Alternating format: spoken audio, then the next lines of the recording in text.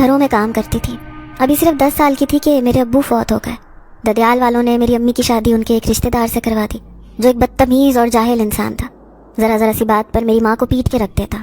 خود وہ کوئی کام نہیں کرتا تھا اور امی جو گھر میں تھوڑا بہت کام کرتی اس کے پیسے چھین لیتا۔ اکثر ہم ماں بیٹی بھوکے رہتے اور وہ خود کھا پی لیتا۔ میرا چھوٹا سا ذہن یہ سب کچھ برداشت نہیں کر پاتا تھا۔ میری ماں مجھے سینے سے لگا کر روتی رہتی۔ کسی بھی رشتہ دار کو ہماری حالت پر ترس نہیں آتا تھا۔ ہم لوگ ایک کچی آبادی میں رہتے تھے، کچھ ہی دور میری دادی کا گھر تھا، مگر وہ ہم ماں بیٹی کو منحوس سمجھتے تھے۔ جب میرے ابو زندہ تھے تو امی اور میری زندگی بہت اچھی تھی۔ میں باپ کی مار پیٹ سے تنگ آ چکی تھی۔ عید پر سب بچے نئے کپڑے پہنتے، میں گھر میں چھپ کر روتی اور میری ماں مجھے دیکھ کر اور بھی زیادہ روتی۔ یوں ہی 2 سال بیت گئے۔ اماں بہت بیمار رہتی تھیں۔ اب اس نے لوگوں کے گھروں میں جا کر کام کرنا شروع کر دیا تھا، جہاں سے وہ بچا کچھا کھانا لے آتی۔ میرا سوتیلا باپ پھر بھی کوئی نہ کوئی موقع ڈھونڈتا اور میری ماں کو مار مار کر ادھموا کر دیتا۔ وہ بہت عجیب نظروں سے میری طرف دیکھتا تھا۔ مجھے اس کی نظریں بہت بری لگتی تھیں۔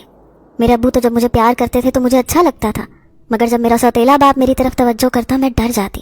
میری ماں کی کوشش ہوتی تھی کہ میں اس کے قریب نہ جاؤں۔ نہ جانے کیوں، مجھے اس کی وجہ معلوم نہیں۔ میرا اسکول چھوٹ چکا تھا، میں گھر میں رہتی تو گھر کے کام کرتی اور کبھی امی پریشان ہو کر مجھے اپنے ساتھ لے جاتی۔ جب میں کسی بچے کو پڑھتا ہوا دیکھتی تو مجھے اپنے ابو بہت یاد آتے۔ ایک روز امی کی طبیعت ٹھیک نہیں تھی۔ ایک گھر جس میں وہ کام کرتی تھیں تھوڑا نزدیک تھا۔ امی نے مجھے اس گھر میں کام کرنے بھیجا۔ میں چھوٹی تھی، میں جا کر کام کرنے لگ گئی۔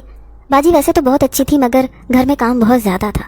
صاف صفائی کے بعد میں نے کچن میں برتن دھونے شروع کر دیے، پھر کپڑے دھوئے، پھر ایک بار گھر صاف کیا تو ان کے مہمان آ گئے۔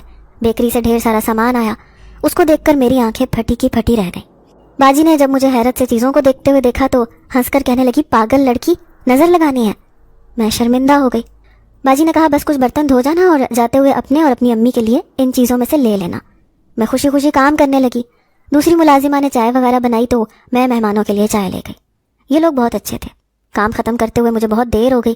ویسے تو امی عصر کے وقت نکل جاتی تھیں مگر آج مغرب کی اذان ہو چکی تھی۔ باجی نے میرے شاپر میں سموسے، کیک، نمکو، بریانی ڈال کر دے دی۔ کچھ پیسے دیے اور کہا کہ اپنی ماں کا خیال رکھنا، کوشش کرنا وہ جلدی ٹھیک ہو کر کام پر آ جائے۔ میں خوشی خوشی گھر کو چل دی۔ دیر ہو رہی تھی اس لیے میں نے پکا راستہ چھوڑ کر ایک سنسان سڑک جو ہمارے گھر کی طرف جلدی پہنچ جاتی تھی اس پر بھاگنا شروع کر دیا۔ میں بہت خوش تھی۔ بھاگتے ہوئے میری ٹھوکر ایک اینٹ سے لگ گئی۔ میرے پیر سے خون نکلنے لگا اور ہاتھ سے شاپر دور جا گرا۔ مجھے چوٹ سے زیادہ اس بات کی فکر تھی کہ کہیں کھانے پینے کی چیزیں خراب نہ ہو گئی ہوں۔ میں درد سے رو رہی تھی۔ میں جس جگہ بیٹھی تھی وہاں پر ایک پرانا نیم کا پیڑ تھا۔ سردیوں کی شام تھی، ہلکی ہلکی سی دھند تھی۔ شاپر کچھ دور پڑا تھا۔ میں ایک دم وہاں پر ایک لڑکا جس کی عمر 16-17 سال تھی اپنی خوبصورت سی سائیکل پر تیز تیز چلتا ہوا آ گیا۔ اس نے جب مجھے روتا دیکھا تو